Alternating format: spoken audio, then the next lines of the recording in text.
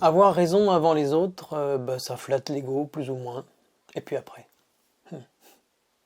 L'hypothèse selon laquelle la pandémie serait due à une échappée accidentelle du virus à cause d'une défaillance de sécurité dans un laboratoire de Wuhan, elle est enfin reconnue comme une cause possible. Les médias daignent enfin s'y intéresser et ils ont diffusé l'info avec quelques arguments qui étayent cette thèse. Notre travail d'enquête dans Corona Iceberg n'y est probablement pour rien. Alors il m'arrive de douter de l'utilité de ces vidéos. Voilà plus d'un mois que nous essayons en vain d'alerter les médias. L'enjeu majeur, en tout cas, c'est pas là qu'il est. Il n'est pas d'apporter la preuve du point de départ de cette pandémie. D'ailleurs, dans les chaînes de cause à effet, il y a toujours une origine à une origine. Une cause à une cause. Autrement dit, une cause identifiée est toujours l'effet d'une autre cause.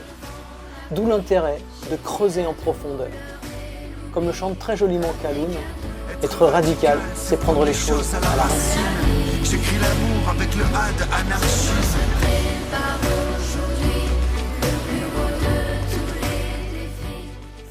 La pandémie de coronavirus, ou bien les failles d'un laboratoire de Wuhan, ce ne sont que des drames de bout de chaîne. L'hypothèse d'une contamination naturelle d'un animal à l'homme, elle est possible aussi. Et ce ne serait pas la première fois que ça arrive. Dans ce cas, ce qui est en cause, c'est la déforestation massive, l'urbanisation à outrance, la destruction des écosystèmes, la considérable réduction des territoires sauvages, la surpopulation humaine. Tout en haut de la chaîne alimentaire, sciant la très haute branche sur laquelle on est assis, nous détruisons massivement les ressources dont dépend notre survie. C'est un modèle de société, un mode de vie qui est à la base de tout ça.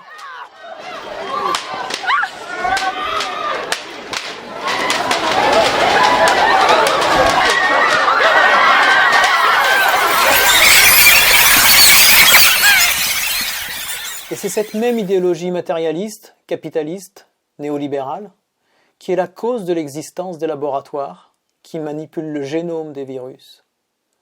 L'industrie pharmaceutique est évidemment très impliquée dans les labos d'apprentis sorciers, mais l'armée française est elle aussi très impliquée, puisque parmi les 3 laboratoires P4 qui se situent en France, 2 d'entre eux sont à visée militaire. Nous sommes en guerre.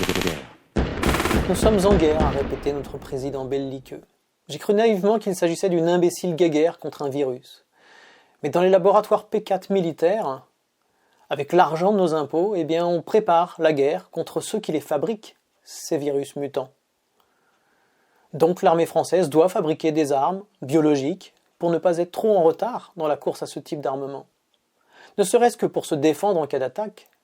Mais le joliment nommé ministère de la Défense ne se contente pas de défendre. En Irak, en Afghanistan, en Libye, au Mali, pour ne citer que des conflits récents, pour des raisons douteuses, puisque la meilleure défense est prétendument l'attaque, alors notre armée se met au service des intérêts économiques et géostratégiques de l'oligarchie française et de ses alliés consanguins. On croyait avoir échappé à la surenchère nucléaire. La prolifération de ces armements n'est vraisemblablement plus exponentielle comme elle l'a été pendant la guerre froide. Mais les États qui disposent de l'arme nucléaire ont un stock largement suffisant pour tout faire péter et éradiquer ainsi toute forme de vie sur Terre, à part peut-être les virus, qui eux résistent presque à tout.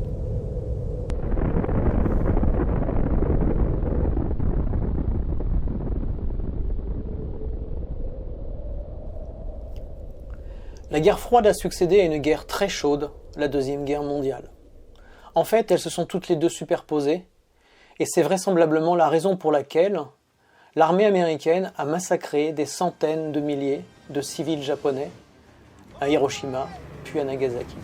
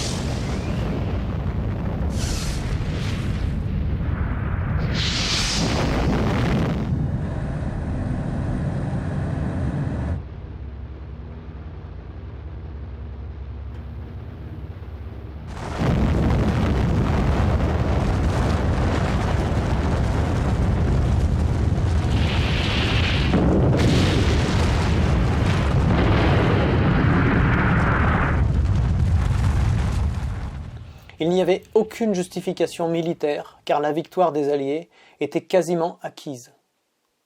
Les bombardements de ces deux villes ont certes précipité la fin de la guerre, mais ils sont aussi la cause de la suivante. Ces bombardements criminels sont un message cynique et menaçant envoyé à l'ensemble du monde et plus particulièrement à l'Union soviétique. Reçu 5 sur 5 par les Russes, ce message a déclenché une réaction de rivalité mortifère et la science, une fois de plus, s'est mise au service de l'avidité, de la peur et de la haine. Et les Russes ont rattrapé leur retard, ils ont rattrapé les Américains dans un équilibre précaire des forces dites de dissuasion. La fin de la Première Guerre mondiale s'est traduite par une profonde humiliation et une grande misère pour le peuple allemand. Cette manifestation de haine est le germe de la Seconde Guerre mondiale. Et la façon dont la Seconde a pris fin est le germe de la Troisième. Et ainsi de suite.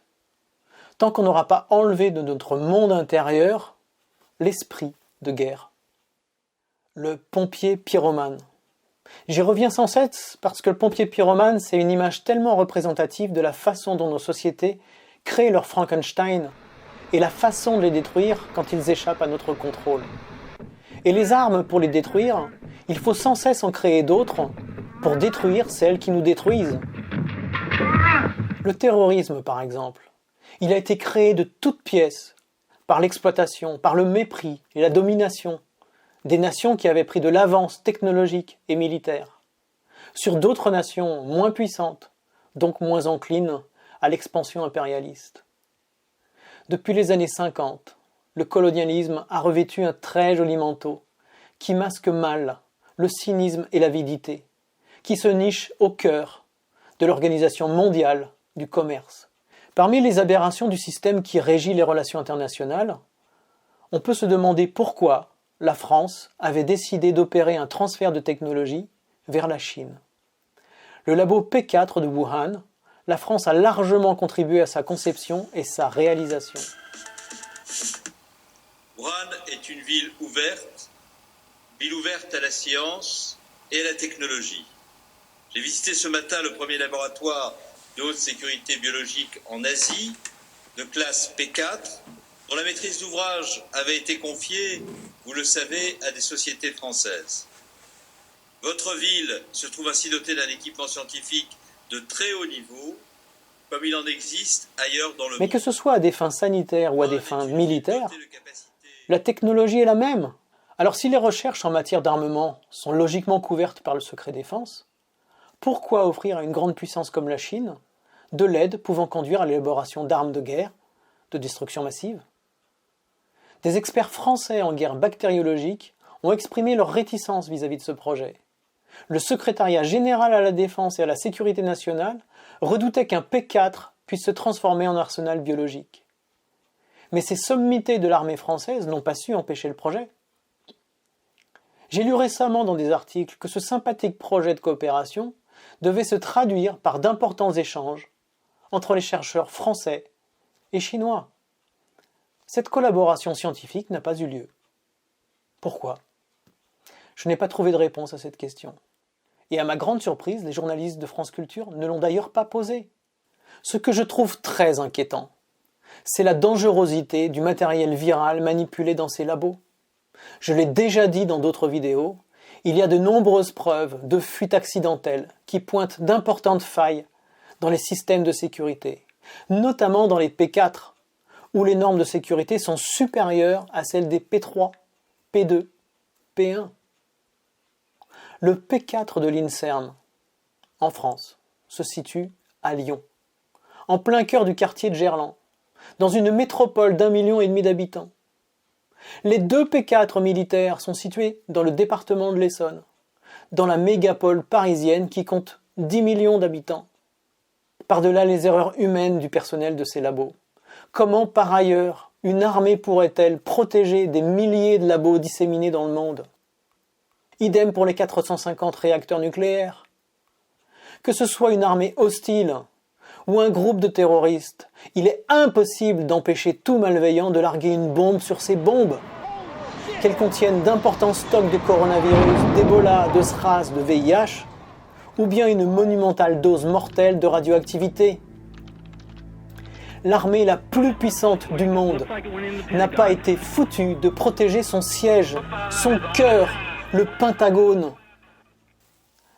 Alors je sais bien que tout ce que je dis est très anxiogène. On me demande parfois de fermer ma gueule. Pas plus tard qu'hier, un journaliste du Monde a été très agressif à mon égard, et menaçant. D'ailleurs, il n'a pas tardé à mettre ses menaces à exécution pour nuire à un projet qui m'est extrêmement cher. Mais bon, j'assume. Mon découragement, il dépasse rarement plus d'une journée de déprime. Je dois dire que 37 jours de solitude, 24 heures sur 24, j'y étais pas très bien préparé et ça ne participe pas à poursuivre sereinement mes recherches et à vous les faire partager dans le meilleur état d'esprit. La réalité est anxiogène et il est illusoirement rassurant de vouloir s'en protéger. Cette gravissime réalité, je l'étudie assidûment depuis plus de 10 ans. J'ai chopé le virus de cette conscience il y a bien longtemps et mon système immunitaire me protège d'une trop grande charge d'anxiété. Je peux regarder le monde tel qu'il est et j'ouvre grand mes yeux et mes oreilles sur les différentes parties de l'iceberg qui se situent au-dessus et en dessous du niveau de la mer. Et si ce regard lucide est supportable pour moi, eh bien c'est parce que je connais les causes profondes du problème, mais aussi les solutions profondes et radicales au problème. Ça, je crois que j'en parle pas assez dans Corona Iceberg, il va falloir que je le fasse bientôt. Et des millions de gens font ça beaucoup mieux que moi, hein. Ils pratiquent la permaculture, la communication non violente, ils appliquent la décroissance, la gouvernance partagée, ils se déplacent à vélo ou en transport en commun, ils mangent bio, ils ont décidé de ne pas spéculer en plaçant leur argent dans une banque éthique, ils payent leur électricité à un fournisseur qui ne produit que de l'énergie renouvelable. Ce sont les acteurs d'un véritable changement de paradigme. Ce sont ces millions de personnes qui me donnent la force de poursuivre ce combat et d'assumer ce rôle ingrat de fouteur de merde.